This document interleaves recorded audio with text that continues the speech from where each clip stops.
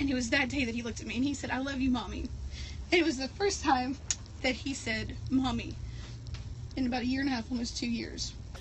All right, so tell us your story and who's about. So this is Austin. Austin is 9. We're in Charlotte now, but we lived in Mississippi.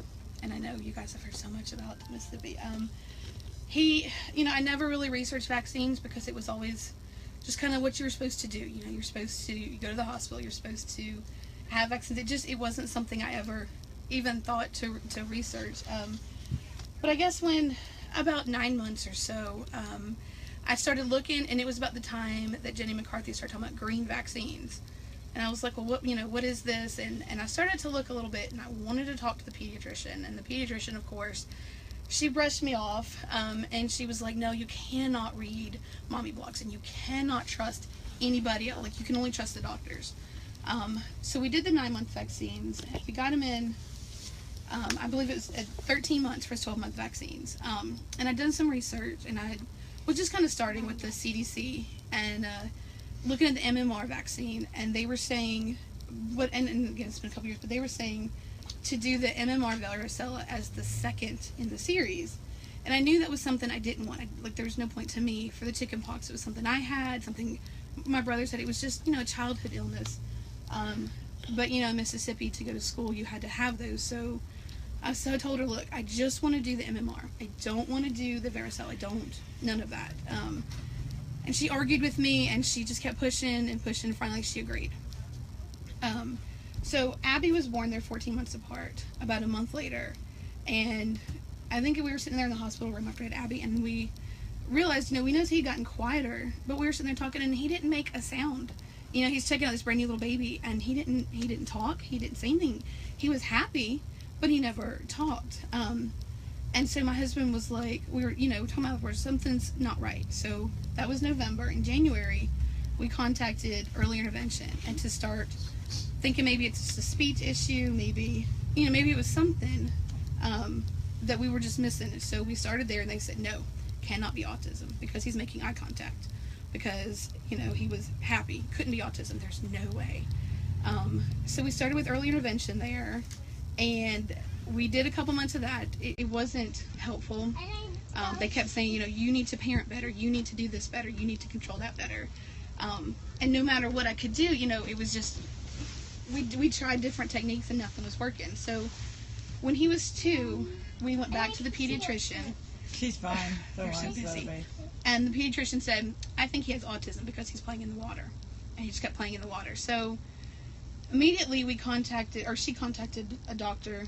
And again, in Mississippi, we didn't have many options. So we contacted a doctor in South Alabama. And we waited 6-8 months. Meantime, still trying to do therapy.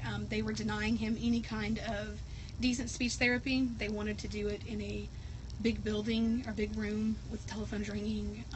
He wasn't even 2 years old, and this was just it wasn't working. So we had to start fighting. That moment I knew that we were going to be in for a fight, and so we just kind of went from there with just different therapies. We finally, I think he was 2.5, and we finally got the diagnosis of autism. And I remember that moment. I remember sitting in my living room, and I remember the doctor calling, and he said it was autism, and he was so sorry, and there was nothing we could do but continue the state therapies or get private therapy. So we did, and then I went ahead and I got his MMR record, his shot records, because we were told to be able to continue, and early intervention was going to drop us. To be able to continue therapy, we had to put him in preschool, in the local school there. So I got his shot record, and wouldn't you believe that pediatrician didn't listen to a word I said and still gave him the MMR via the varicella vaccine? So we changed pediatricians, and the one that we switched to, and again, we couldn't find anybody that was supporting us in not giving vaccines. Everybody, of course, there in Mississippi does. But the pediatrician looked at me and she said, your story is not uncommon. She said, I can't tell you how many people have come in here and have said, my pediatrician said that we had to do the varicella vaccine, and we had to. And they ended up in the same case we did. I keep saying I'm blessed because I got to take my baby home, and I get to hug my baby every night. And my baby's come a very long way. He was almost 3, and it was Mother's Day weekend. And my middle one and I, we were flying out of town. We were at the airport, and I looked at him, I said, I love you, Critter. I'm gonna miss you, Critter. And it was that day that he looked at me, and he said, I love you, Mommy. And it was the first time that he said, Mommy, in about 1.5 years, almost 2 years. And I knew that we was going to be better, and that we were going to get better. And we have come so far.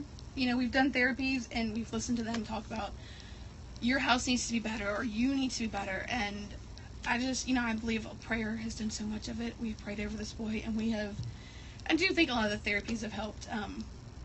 But, listening to an occupational therapist tell me how to take my 3-year-old and how to put him in a certain hold to be able to calm him down, or if he gets out of control, how to calm him down. I'm like, he's 3.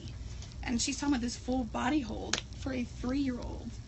And I just thought, again, we're the lucky ones, because I can still hold him. And now we can talk. And things are not perfect by any means, but we've come a long way.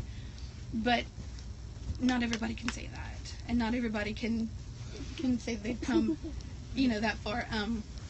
So now we homeschool because we left Mississippi, and okay, hang on, sit down. With our subsequent children, Abby only got 1 vaccine. Again, it was right after him, and the doctor bullied us, and she got no vaccines. You got no vaccines at all? We actually avoided the hospital altogether with this one, because I knew that we would end up in the same position that I was in with them. So that's about how far we've come. Well, thank you so much for telling your stories. Every story is incredibly important.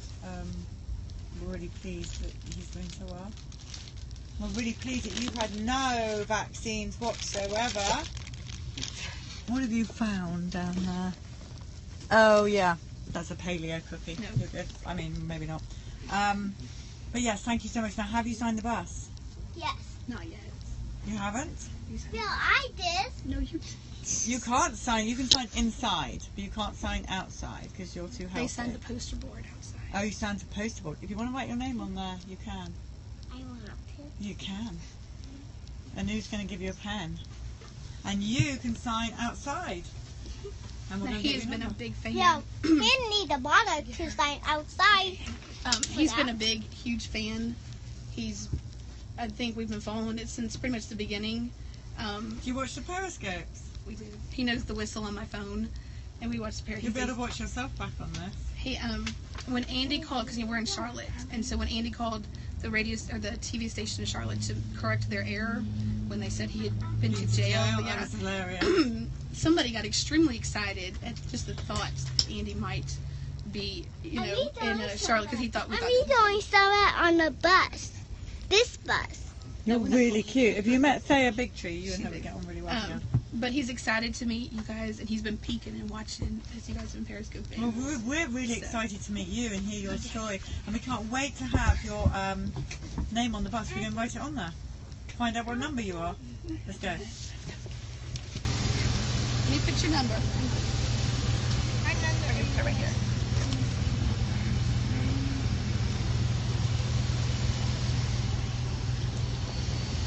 What's your first and last name?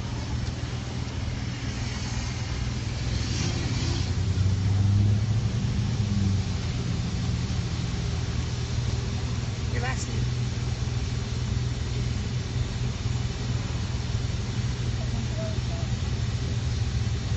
Good. All right, buddy.